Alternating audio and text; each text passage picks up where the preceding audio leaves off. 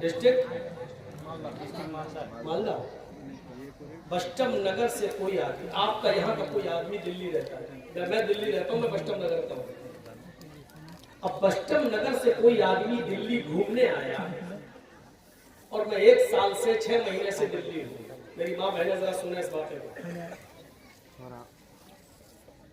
अब हमने देखा ये तो हमारे बस्टम नगर से आया हुआ एक आदमी है बेचारा, ये तो घूमने आया दिल्ली की कुतुब मीनार फला फला चीजें घूमना जा रहा है। तो मैंने कहा भाई तुम जा रहे हो घर, तो मेरे गांव में मेरे इलाके में मेरी बीवी को हम एक साड़ी दे रहे हैं खरीद कर, तुम उसको दे दो। मैंने बेहतरीन 2000, 3000, 5000 की साड़ी खरीदी अपनी बीवी के लिए और उस आदमी को दे दी। बस्टम नगर जा ही रहे हो, मेरी बीवी रहती है, तुम उसको दे देना। जब वो आदमी साड़ी देने के लिए उसके घर आया, बीवी ने दरवाजा खोला, दीजिए आपके हस्बैंड ने, आपके शौहर ने आपके लिए साड़ी भेजी है। तो साड़ी लेकर और देखकर बीवी को किसकी तारीफ करना चाहिए? ईमानदारी से बताइए किसकी तारीफ करना चाहिए? शौहर। माशाल्लाह कितने अच्छे हैं, देखिए उधर भी कमा रहे हैं लेकिन हमें नहीं भूल रहे हैं। लेकिन बीवी बजाय शौहर के साड़ी लाने वाले की ही तारीफ करने लगे और घर के दरवाजों के साथ साथ दिल के दरवाजे भी खोल दे। कम इन सर, आइए, एक्सक्यूज मी, बैठिए, चाय लाए, खिलाना शुरू कर दे। आप बहुत अच्छे हैं, आप इतनी दूर से हमारे लिए साड़ी लेके आए, आदमी ने दी लेके तो आप ही आए हैं। और सारी तारीफ और सारा श्रेय अपने उस लाने वाले को देने लगे। ईमानदारी से बताइए शौहर को जब ये बात का पता चलेगा तो वो बर्दाश्त करेगा? चुड़ैल, मेहनत हम करें, मजदूरी हम करें, कमाए हम, और यहां से भी हम भेजे तुझे और तारीफ कर रही है तू साड़ी देने वाले की। वहीं से बैठा बैठा कहेगा तलाक तलाक तलाक। और मोदी जी का बनाया हुआ नया कानून कहेगा 3 साल की सजा।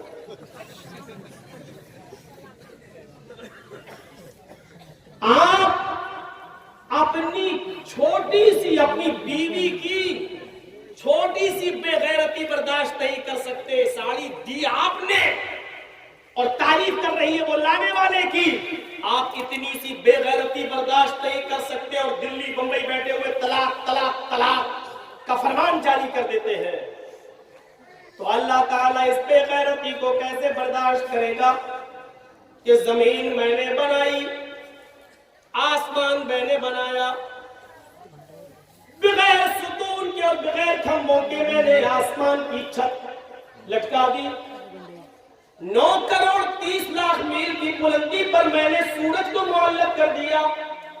1 करोड़ 40 लाख डिग्री सेंटीग्रेड की गर्मी रोजाना सूरज हमें देता है।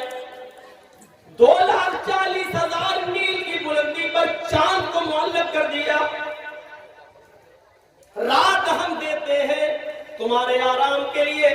जब तुम्हारी थकन उतर जाती है तो हम तुम्हें सुबह बेदार कर देते हैं, तुम फिर मेहनत करते हो।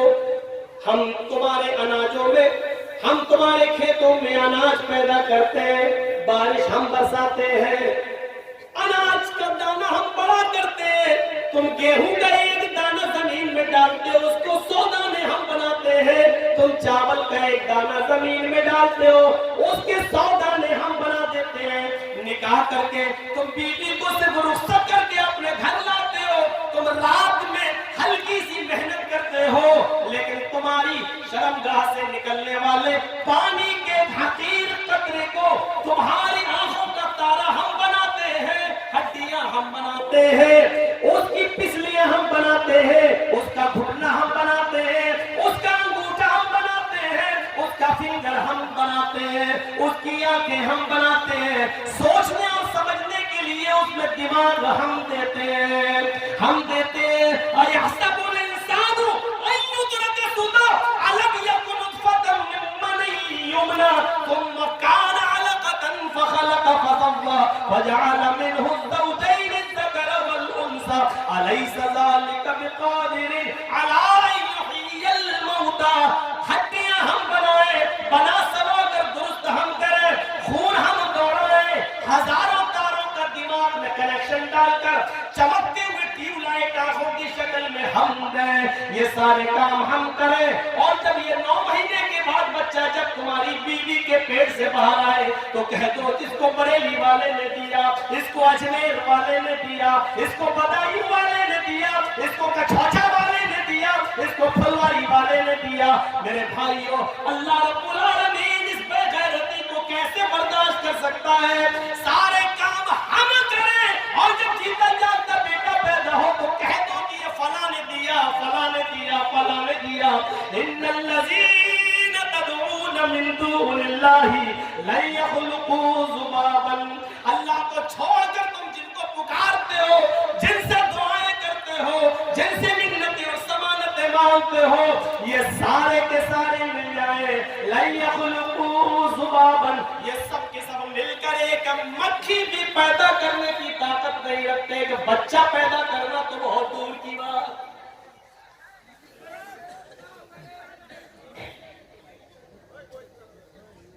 समझे? शिर्क की हल्की सी तशरीह इतनी काफी है, हमें समझना चाहिए शिर्क क्या है।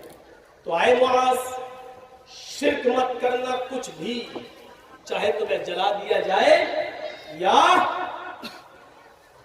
मार दिया जाए, कत्ल कर दिया जाए, पहली चीज। दूसरी चीज पर आइए नौजवानों, आज बहुत सी नसीहतें तुम्हें मिलेंगी। वला तउकन्न वालिदैक व इन अमराका अन तखरुज मिन अहलिका व मालिक। दूसरी चीज, अपने माँ बाप की कभी नाफरमानी मत करना, चाहे वो तुम्हें तुम्हारे घर बार से, तुम्हारे मालो दौलत से निकाल दे। हजरत इस्माइल अलैहिस्सलाम का वाकया सुने है ना? कहीं रहने लगे, इब्राहिम अलैहिस्सलाम जब अपने बेटे से मिलने गए, दरवाजे को दस्तक दी, इस्माइल अलैहिस्सलाम की बीवी ने दरवाजा खोला, सामने बूढ़ा आदमी खड़ा है। इस्माइल की बीवी नहीं जानती थी कि ये मेरे ससुर है, देखा नहीं था। उस बस्ती में इस्माइल अलैहिस्सलाम ने एक शादी कर ली थी। हजरत इब्राहिम अलैहिस्सलाम ने सलाम किया, उस औरत ने जवाब दिया इस्माइल की बीवी ने। हजरत इब्राहिम ने पूछा इस्माइल अलैहिस्सलाम कहाँ गए? कहने लगी वो तो जंगल में शिकार खेलने के लिए गए हैं। कहा अच्छा ये बताओ कि तुम्हारे घर का गुजर बसर कैसा चल रहा है? कहने लगी बहुत बुरा है। बहुत बुरा? हाँ, सुबह खा लो तो शाम को नहीं मिलता, शाम को खा लो तो सुबह भूखे रहते, बहुत बुरा हाल है। इब्राहिम अलैहिस्सलाम समझ गए कि मेरे बेटे ने बीवी का इंतखाब करने में गलती की। तो क्या कहा? बहू क्या कहा? इस्माइल की बीवी जी, जब इस्माइल अलैहिस्सलाम घर पे आ जाए तो उनसे सिर्फ इतना कह देना, एक बूढ़ा आदमी आया था, उसने आपको सलाम कहा है और ये कहा है कि घर की चौखट बदल दो, चौखट ठीक नहीं है। वो बीवी देखती है, कहती चौखट तो ठीक है, दरवाजा भी ठीक है, बुढ़ा सटिया गया, इसका दिमाग खराब हो गया, चौखट बिल्कुल सही है, सर्दियों में धूप आती है, गर्मियों में हवा आती है, चौखट तो सब ठीक है, ये बुढ़ा सटिया गया। इस्माइल अलैहिस्सलाम जब घर में आए तो बीवी ने पूरा वाकया सुनाया था कि एक बुढ़ा आया था। अच्छा क्या हुआ? कहा उसने आपको सलाम कहा। अच्छा और क्या कहा? समझ गए कि मेरे बाप थे। और क्या कहा? उन्होंने मुझसे पूछा कि घर की का हाल कैसा चल रहा है? तो मैंने कहा बहुत बुरा, सुबह खा लो तो शाम को नहीं मिलता, शाम को खा लो तो सुबह नहीं मिलता। तो उन्होंने कहा कि अच्छा ठीक है, तुम्हारे शौहर आ जाए तो उनसे कह देना कि बुढ़े ने सलाम कहा है और ये कहा कि घर की चौखट ठीक नहीं है, चौखट बदल लो। कहा क्या कहा? तो घर की चौखट बदल दो, सटिया गया तो बुढ़ा। इस्माइल ने कहा बुढ़ा नहीं सटियाया, तुम सटिया गई हो। कहा क्या हुआ? कहा मेरे बाप ने चौखट बदलने का हुक्म दिया। जानती हो चौखट से क्या मुराद है? मेरी बीवी वो मेरे बाप थे और चौखट तुम हो। तुमने कहा कि बहुत बुरा हाल चल रहा है, यानी तुमने ये नहीं कहा अल्लाह ने मुझे जिस हाल में रखा है हर हाल में अल्लाह का शुक्र। मेरे बाप ने कहा चौखट یعنی میرے باپ نے تمہیں طلاق دینے کا حکم دیا ہے. اے میری بیوی میں اپنے باپ کی نافرمانی نہیں کر سکتا ہوں اور ابھی میں تمہیں طلاق دیتا ہوں. چوکھٹ بدل دی. آج کل تم لوگ کیا چوکھٹ بدلو گے؟ تمہارے گھر میں جو نئی نویلی بیوی آتی ہے وہ خود ہی تمہاری چوکھٹ ختم کروا دیتی ہے. اماں کو چھوڑ، باپ کو چھوڑ، ادھر رہے میرے ساتھ. ساس سسر سے ایک دم بدلہ لے لیتی ہے. میرا باپ ہے، تیرا باپ میرا باپ نہیں ہے. گھر کے ہاتھ چوکھٹ بدلو گے؟ اتنی ہمت نہیں ہمارے. آج عورتیں بیچاری تھوڑے سا غصہ ہوگی. میں تھوڑا نارمل رکھ کے چلوں گا تاکہ یہ بیلنس بنا کے. نہ تو ایک بار بہت غلط ہو گیا تھا ہمارے ساتھ. 2 دن کا جلسہ تھا. ایک دن میں نے مردوں کے حقوق بتا دیے، دوسرے دن عورتوں کے. جس دن مردوں کے حقوق بتایا عورتوں نے گالی دی، جس دن عورتوں کے حقوق بتایا مردوں نے گالی دی. اس دن سے میں دونوں کے برابر لے کے چل رہا ہوں.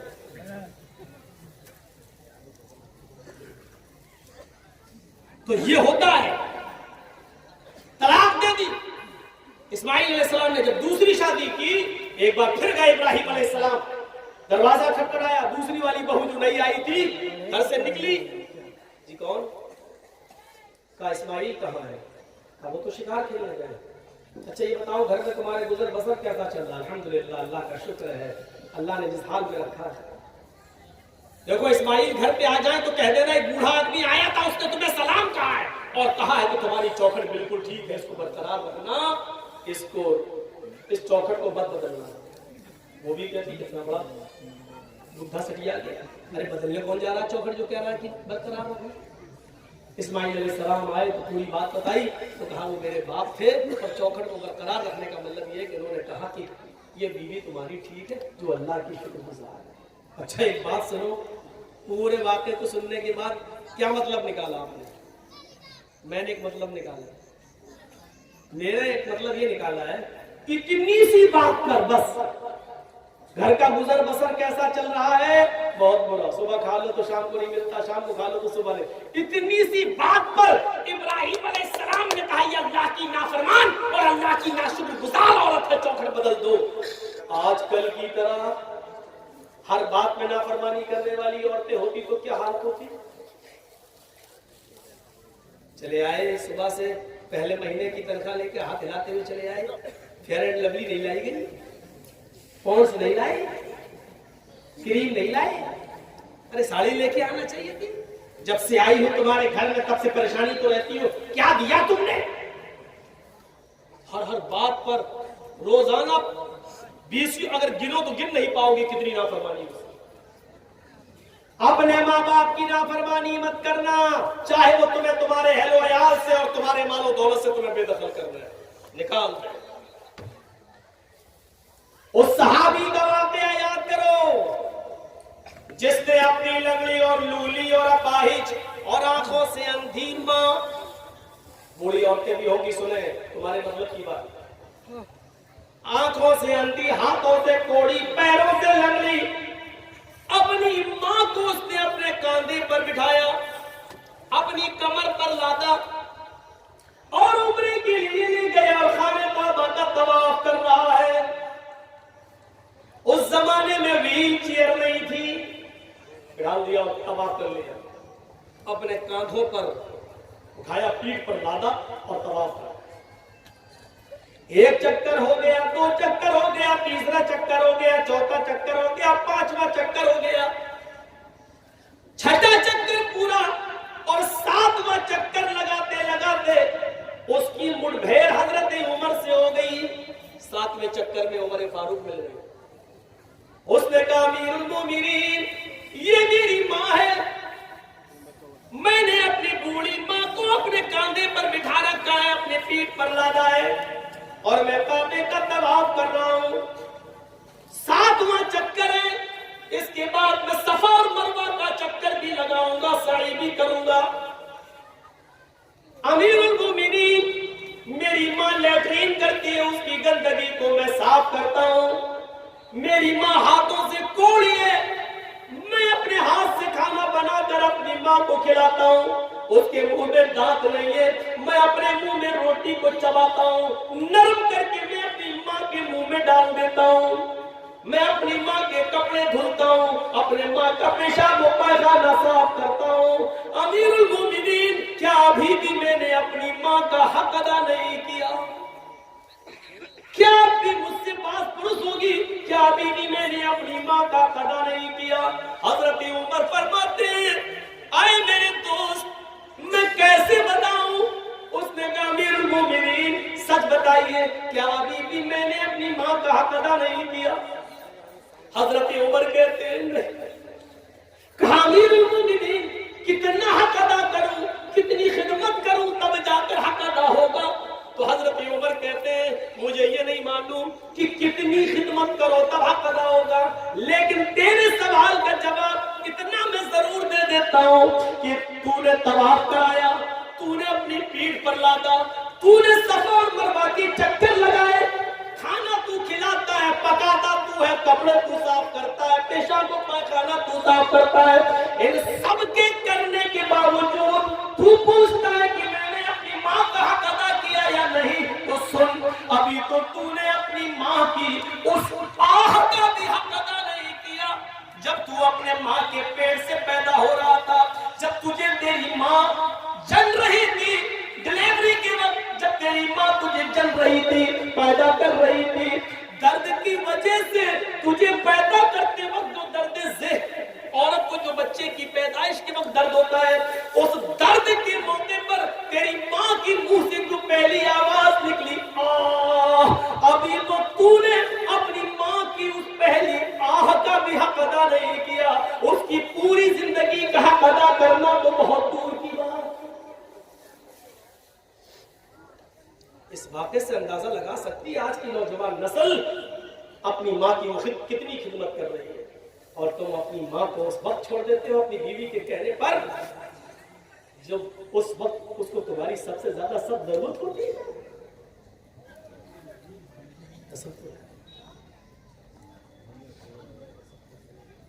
ایک صحابی اللہ کے نبی کے پاس آتے، کہتے ہیں اللہ کے نبی، ہجرت کے لیے لوگ جا رہے ہیں اور جہاد کے لیے بھی لوگ نکلنا چاہتے ہیں، میں بھی جہاد کے لیے نکلنا چاہتا ہوں، اے اللہ کے نبی کیا مجھے جہاد کے لیے جانے کی اجازت ہے؟ اللہ کے رسول پوچھتے، احی الوالدہ، کیا تمہاری ماں اور باپ زندہ ہیں یا ان دونوں میں سے کوئی ایک زندہ ہے؟ اس نے کہا ہاں۔